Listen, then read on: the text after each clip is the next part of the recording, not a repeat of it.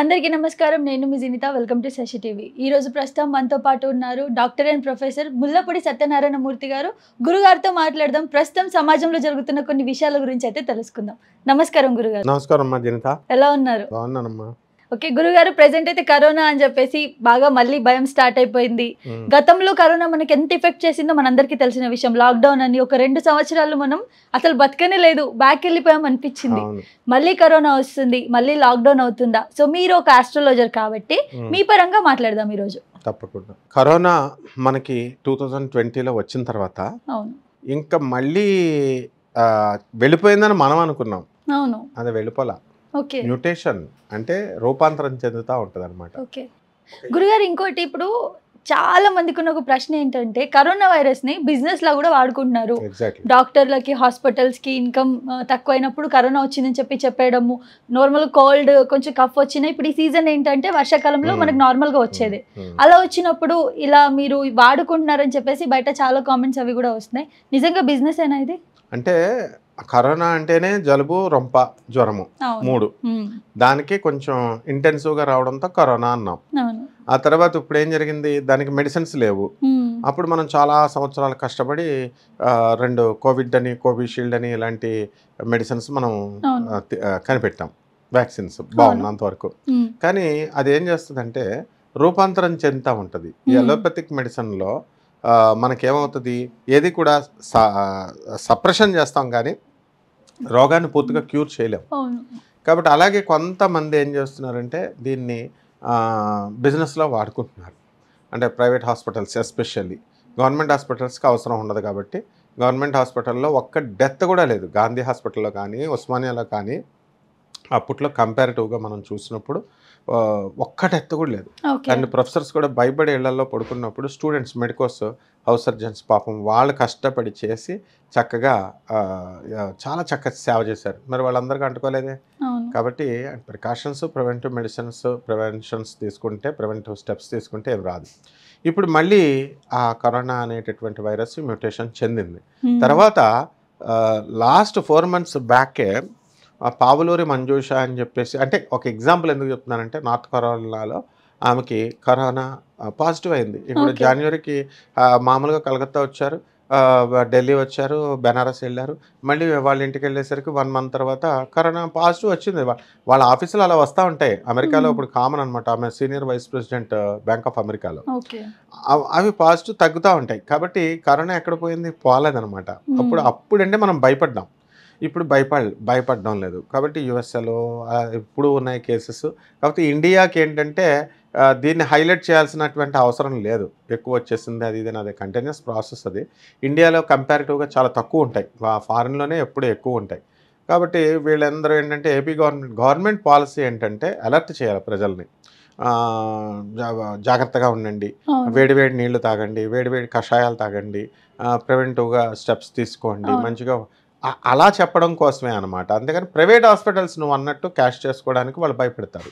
భయపెట్టి వాళ్ళ targets reach అవ్వాలి కాబట్టి డాక్టర్లు కూడా కొంతమంది వాళ్ళ ప్రెషర్ తట్టుకోలేక పాపం చేస్తూ ఉంటారు అనమాట. కాబట్టి దాని పెద్ద విషయం కాదు. ఇది మన్నంత పాండమిక్ రాదు, లాక్డౌన్ రాదు. కానీ వైరస్లు అయితే మాత్రము ఉంది. డెఫినెట్గా డెత్ రేట్ కూడా ఉంటుంది. మరీ అంత. అయితే ఇప్పుడు గురుగారు, ఒకవేళ సిచ్యువేషన్స్ వచ్చి నిజంగా కరోనా ఇప్పుడు పెరిగిపోతుంది ఏంటంటే మన జనాల్లో అనేది అవేర్నెస్ లేదు. ఎట్టా పడితే అట్లా ఉంటారు, ఎలా పడితే అలా తింటారు, బయట ఫుడ్, జనాలను ముట్టుకోవడం. ముఖ్యంగా మెట్రోలో మనం చూస్తుంటాం, ఒకరినొకరు ఆనుకొని మరి నించుని ఉంటారు. ఇలాంటి విషయాల్లో మనం కొన్నిసార్లు మనకు కావాల్సిన సేఫ్టీ అంతా తీసుకోకపోవచ్చు కదా. ఒకవేళ నిజంగానే గతంలాగా ఎక్కువ పెరిగేసి కరోనా లాక్డౌన్ సిచ్యువేషన్ వస్తే అసలు గవర్నమెంట్ ఏం చేస్తుంది అంటారు? పక్క లాక్డౌన్ చేస్తుందా? చేయదు. ఎందుకంటే లాక్డౌన్ అనేది ఒక బ్యాడ్ సిగ్నల్ అనమాట. ఏంటి, ఎక్కడ వాళ్ళు అక్కడ అంత స్టాగ్నెంట్గా, స్టిల్గా అయిపోవడం, జీవితం స్తంభించిపోవడం. అది లైఫ్లోనే ఫస్ట్ టైం. అండ్ ప్రతి ఒక్కరికి బుద్ధి వచ్చింది ఆ యొక్క లాక్డౌన్తో. సో మనమే నువ్వు అన్నట్టుగా ఇప్పుడు మనం మెట్రోల్లో అక్కడ చూడు, వాళ్ళు కూర్చోవడము, ఒకళ్ళొకళ్ళు రాసుకుంటూ వెళ్తూ, స్టూడెంట్స్ కూడా ఉండడం, అక్కడ మిగతా వాళ్ళంతా ఇలా వాళ్ళని పక్క వాళ్ళు చెప్పొచ్చు కదా, ఏ ముట్టుకోండి, డిస్టెన్స్ మెయింటైన్ చేయండి అని చెప్పొచ్చు కదా, చెప్పరు. సొసైటీ ప్రాబ్లం అది. మనం ఏం చేస్తాం కాబట్టి సొసైటీ ఆ క్రౌడ్ని తగ్గించుకోవాలి. ఊరికనే సాటర్డే అయితే చాలు, ఫ్రైడే నైట్ వచ్చేసరికి సాఫ్ట్వేర్ అంతా కార్లు తీసి రోడ్ల మీద ఉంటుంటే ఏం చేస్తాం? సాటర్డే సండే అసలు సిటీ ఖాళీ ఉంటుంది, ఎక్కడ ఎక్కువ ట్రాఫిక్ ఆ రోజు ఉంటుంది, లీవ్ ఉన్నప్పుడు తక్కువ వీళ్ళు పార్టీలకి పబ్బాలకి వెళ్ళిపోతున్నారు. అందువలన గవర్నమెంట్ ఎప్పుడు మనం క్రిటిసైజ్ చేయకూడదు. గవర్నమెంట్ ఏంటంటే స్టెప్స్ వేస్తుంది, జాగ్రత్తగా ఉండండి ఆయన అంటుంది, మెడిసిన్స్ రెడీగా పెడుతుంది, హాస్పిటల్లో బెడ్స్ రెడీగా పెడుతున్నాడు, క్వారంటైన్కి అంత బెడ్స్ అంతా రెడీ. జీవో కూడా వచ్చింది ఏపీ గవర్నమెంట్ నుంచి, ఈరోజు రేపో తెలంగాణ గవర్నమెంట్ కూడా ఇస్తుంది. సో బెడ్లు ready, hospitals ready, everything ready. ఇంకేం చేయాలి గవర్నమెంట్? బ్లీచింగ్ పౌడర్ వేసి ప్రైవేట్ హాస్పిటల్స్ దోపిడీలకు రెడీ.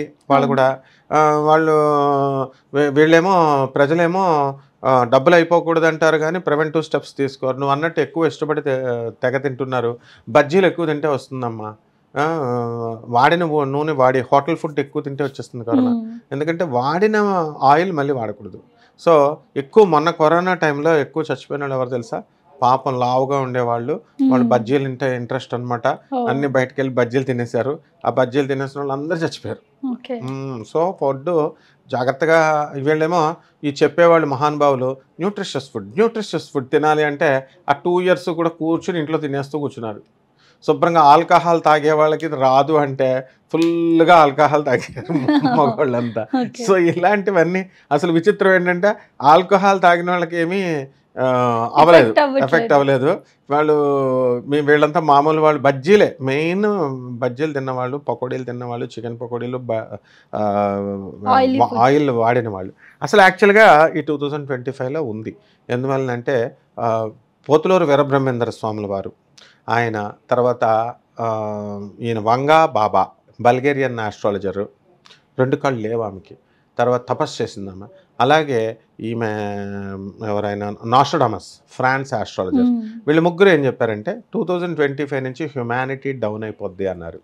మానవ విలువలు తగ్గిపోతాయి, వైరస్లు పెరుగుతాయి. మెయిన్ లాజిక్ ఏంటంటే శని మీనరాశిలోకి వచ్చాడు మార్చి 29, 2025 సంవత్సరం నుంచి. ఇక్కడి నుంచి డౌన్ఫాల్ స్టార్ట్ అనమాట. మనకి హ్యూమన్ వాల్యూలు తగ్గిపోతాయి. అటాక్లు, ఎర్త్క్వేక్లు వచ్చినాయా, పాకిస్తాన్లో వచ్చినాయి, ఇస్లామాబాద్లో, తర్వాత మైనార్లో వచ్చినాయి, థాయిలాండ్లో, తర్వాత ఈ అంటుకుపోతాయి అడవులు గిడుగులు, అలా వైరస్లు వస్తాయని చెప్పాడు. సో 2025 తర్వాత 2.5 years ఉన్న తర్వాత 2027.5లో కూడా శని మేషరాశిలోకి వచ్చినప్పుడు కూడా మళ్ళీ వైరస్లు వస్తాయి. అండ్ శని వృషభ రాశిలోకి వచ్చినప్పుడు అయితే ఈశాన్య రాష్ట్రాలు, నార్త్ ఈస్ట్ రాష్ట్రాలు అంటే గౌహతి, అస్సాం అటువైపు నుంచి నీకు పొగ వస్తుంది అన్నారు. అంటే బయో వార్ వస్తుంది, వైరస్లు వస్తాయని అర్థం. యమదూతలు నృత్యం చేసే అంత దారుణంగా వస్తుంది అన్నారు. ఇప్పుడు మిథున రాశిలోకి శని వచ్చేటప్పటికి ఇంకా టోటల్ ఎక్కువ వైరస్లు వచ్చేస్తాయి అన్నారు. సో ఇదే వైరస్, ఒక వైరస్ చాలు. ఇది అంతకుముందు ఏమని ఉండేది మనకి, గనీరియా, సిఫిలిస్ అని ఉండేది. ఆ తర్వాత అది రూపాంతరం చేసి ఎయిడ్స్ అన్నారు. అలా రకరకాల ప్లేగ్ అన్నారు అంతకుముందు నాస్ట్రాడమస్ టైంలో. ఇలా ఇప్పుడు వస్తూ మోడర్న్ రోగాలు వస్తూ ఇప్పుడు కరోనా అనమాట. ఈ కరోనా ఏంటంటే మ్యూటేషన్స్ చెందుతూ ఉంది. ఇప్పుడు ప్రపోర్షనేట్గా పెరుగుతుంది, అందులో డౌట్ లేదు. ప్రతి ఒక్కళ్ళు మళ్ళీ డిస్టెన్స్ మెయింటైన్ చేయాలా, ఎవరిళ్ళల్లో వాళ్ళు కన్ఫైన్ అయి ఉండాలా, పార్టీలు అవి తగ్గించుకుంటూ గ్యాదరింగ్స్ ఎక్కువ ఉండకుండా జాగ్రత్తగా ఉండాలా. అండ్ బజ్జీలు గిజ్జీలు తినకుండా, ఊబకాయలు లావుగా ఉన్నటువంటి వాళ్ళు తినకుండా ప్రివెంటివ్ స్టెప్స్ తీసుకుంటే ఏం కాదు. ఓకే, థ్యాంక్ యూ గురుగారు. Thank you.